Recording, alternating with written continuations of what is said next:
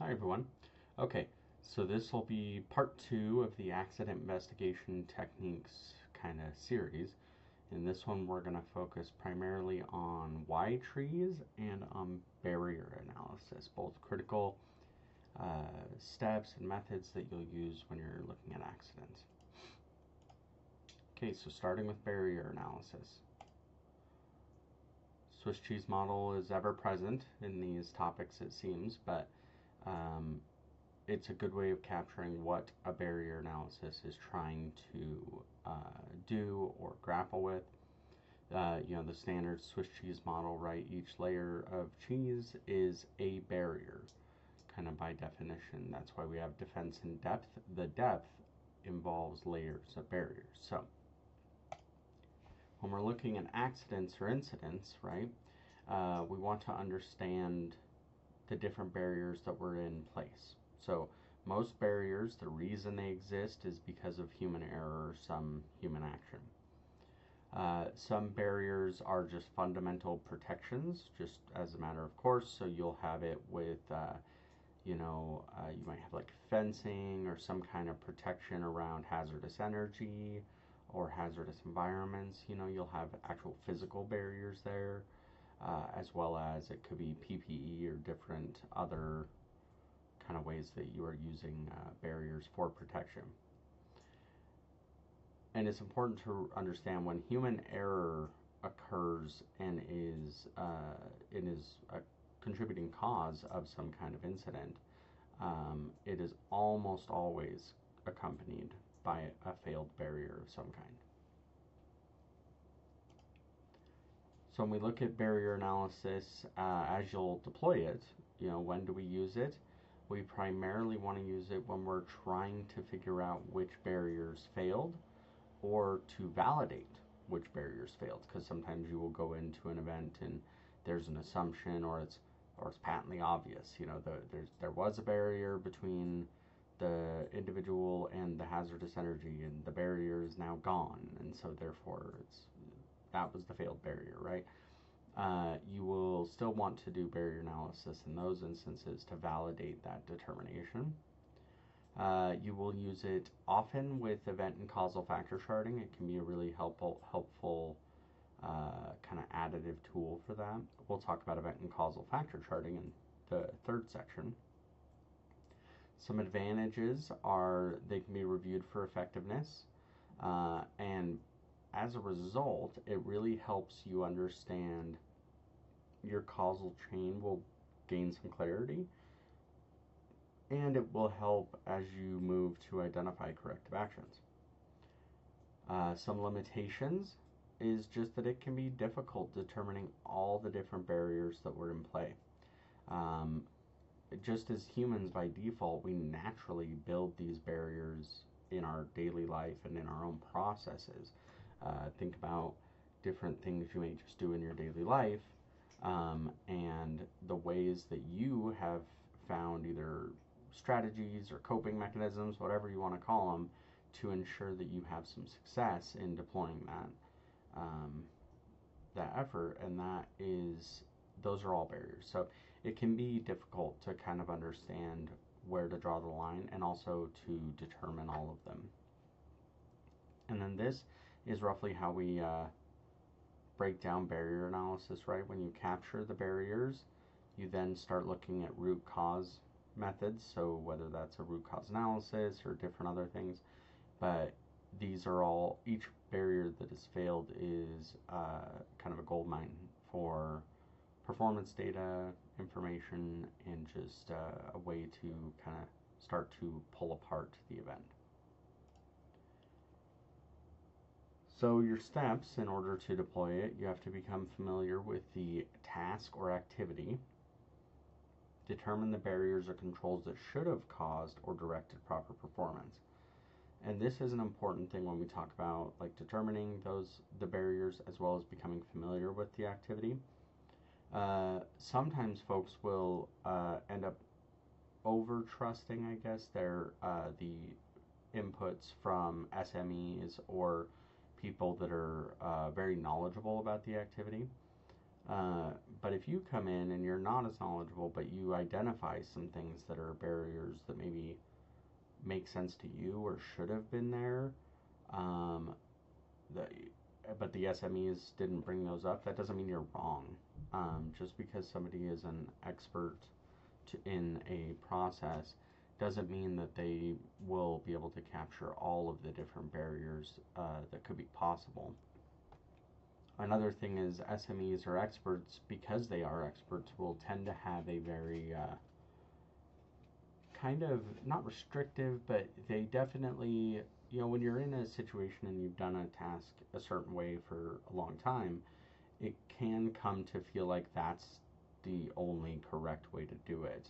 Um, and that's, there's a lot of psychological reasons for that, but that's why sometimes having somebody from the outside, even if they have no idea about the inner nuances of the task, can still be really valuable. So as you get involved, if you notice barriers that you think should be there, feel free to bring them up. That you have a very valuable perspective that the experts can't bring to this because you are not aware of it. Then you analyze why the barriers were ineffective. So, what went wrong in this case? You'll evaluate potential missing barriers or controls that could have prevented the event. So, then maybe some of your corrective actions are implementing some additional barriers or modifying existing ones. You'll also determine why those barriers or controls did not exist. Was it just nobody had this event before, so they'd never thought this was even really a risk? Or is it that they tried it and it failed, or whatever reason? But those are going to be critical points for your analysis. So then when we look at barriers in design, right, a common thread through these videos has been that design is one of the most powerful tools we have to preventing error, preventing events. And so typically you should be considering barriers during design phases. So as you're designing a process or a service, an application, whatever, you should be considering the barriers, the kind of framework that you'll put in place in order to help your users achieve some kind of consistent success. And remember, as we've talked about, right, if barriers are effective and they're well thought out, well implemented, well developed, then the event would not have occurred, right? That's kind of the fundamental assumption underlying barriers. Now, it could be that all the barriers were in place, but this was just a 1 in a billion incident and stuff, and that will always happen. We can't perfectly predict the outcome of everything all the time, but it is definitely something we want to think about. And lastly, as we've said before, right, human error is very rarely the root cause or even a significant cause. Usually there's organizational or different processes. So one thing I always like to point out, right, is can people be blamed for poor design? So these are two of my favorite kind of bad design examples, right? This staircase, so we've talked about sensation and perception before. Your eyes perceive depth based off of edges and shadow and those kind of things, the differentiation of an edge of an object. Well, when you have carpet like this that's being shown, the ledge will get blurred. It creates that optical illusion type experience, which can make climbing down that staircase very, very dangerous. Now keep in mind, somebody probably didn't do this intentionally. They were thinking, this is real bad on staircases, we want people to fall. No, they probably saw the carpet on a flat surface and thought, yep, this will work, and then moved on with their lives. They never really thought about it until somebody takes a spill down the stairs, right, breaks their leg. So in that instance, though, can we blame people? I mean, the carpet literally is inhibiting your ability to see the stair. So, whether intentional or not, I would argue that can't really be the person's fault. And similar, this image of this faucet, I still wonder if this is real. I'm not totally sure, but I've been in enough old renovations of homes and buildings that it could be.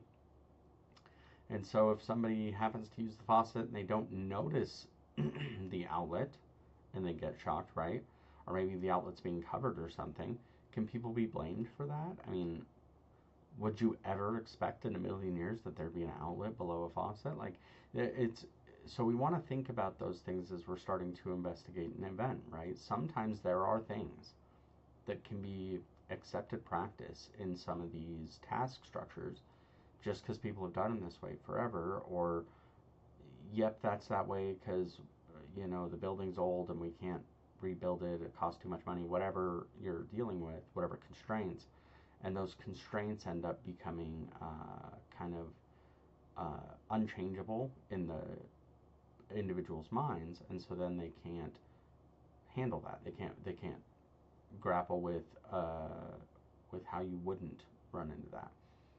So that's an important question to look at when we look at barriers, and you'll see this as we go through all of the methods, right? Is the common human thread here of like, okay, is it reasonable? I mean, we're not going to go full lawyerly here, but is it a reasonable assumption? Would a reasonable person expect or be aware of these kind of things? And if not, okay, then that could just be a standard baseline reasonable person wouldn't think that, but we've trained these people so they do think that. Okay, then you can get at that, but still, it's an important question to ask.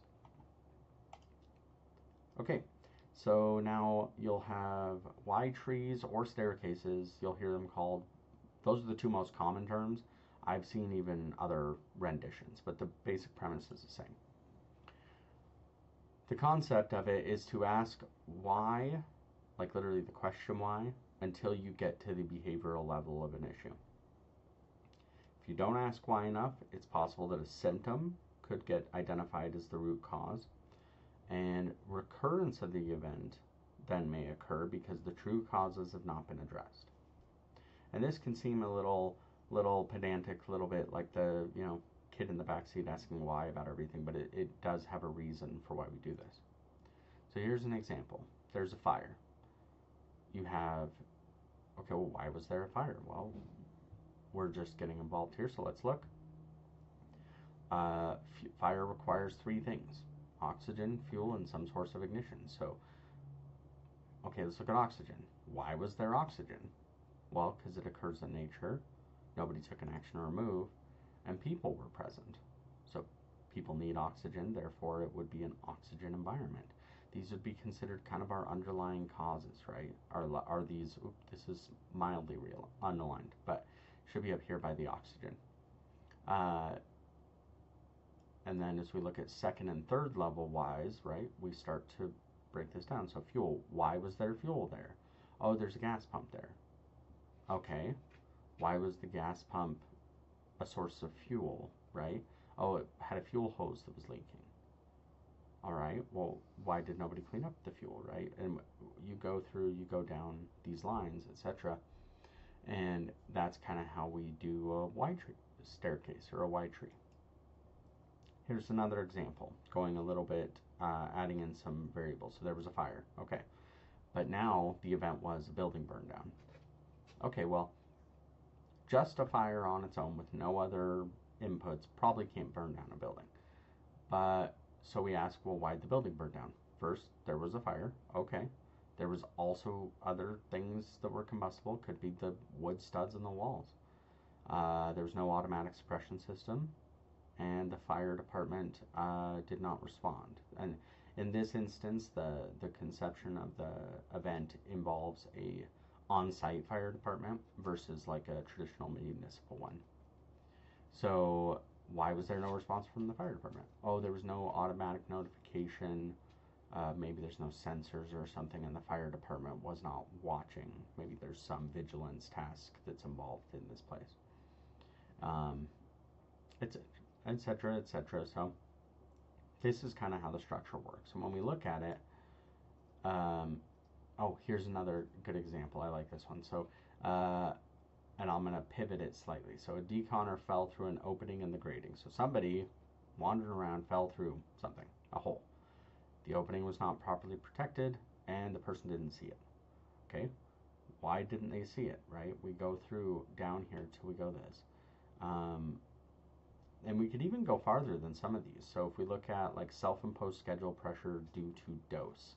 So this is a deconner event. So this is somebody who is in a decontamination area, so probably some kind of radiation exposure.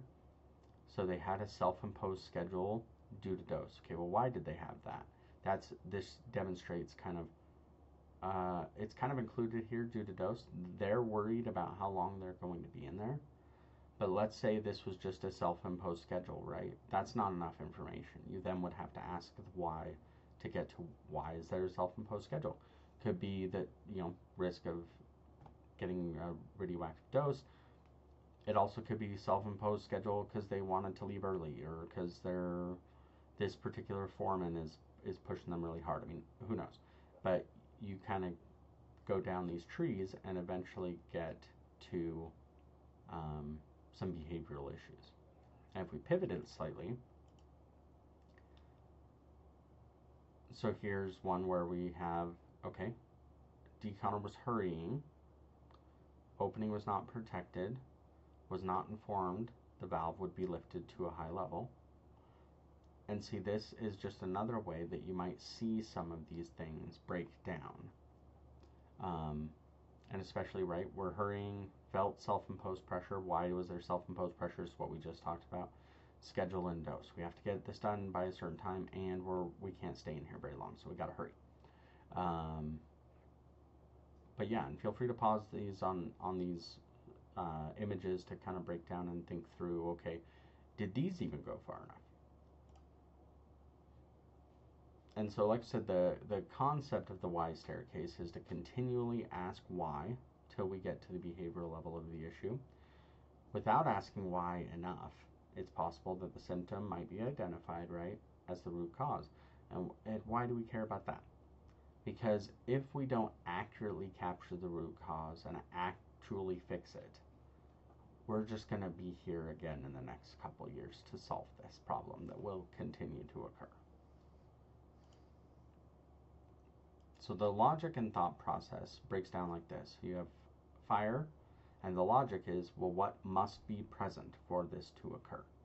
And we have our three options, right? These also, if you remember some of our other causal terminology, these would be direct causes of the fire. Remember, direct causes are the things that physically are necessary for something to occur, for some phenomena. And they're also our first whys. So you ask, a fire happened. Why did the fire happen? Because these three things were present. As we go through, like we've already looked at these, right? But then as you step through these examples, let me skip past these. We already went through these. Okay, so when we look at the mental model, right, we have a problem. In our fire incident, what's the problem? And there was a fire. What was the technical cause? So that's our oxygen, fuel, etc. ignition source. And then the organizational and programmatic cause. So if we go back here to one of these, right, we have some no response, we've got some inappropriate actions, we've got some, down here, not my job attitude, no direction from management, right? These are good examples of organizational or programmatic causes. Another way to look at it is you may have a problem, a technical cause, and then an OMP cause. Like I said, they don't have to necessarily occur on the same level. It kind of depends on how you come across them. All right, well, that's the end of barrier analysis on why trees. The next section will be the last on specific techniques. Keep in mind, these aren't exhaustive. There's going to be other techniques that we don't cover, but these are going to be the kind of baseline or hallmarks of this. Of these areas. So, thanks.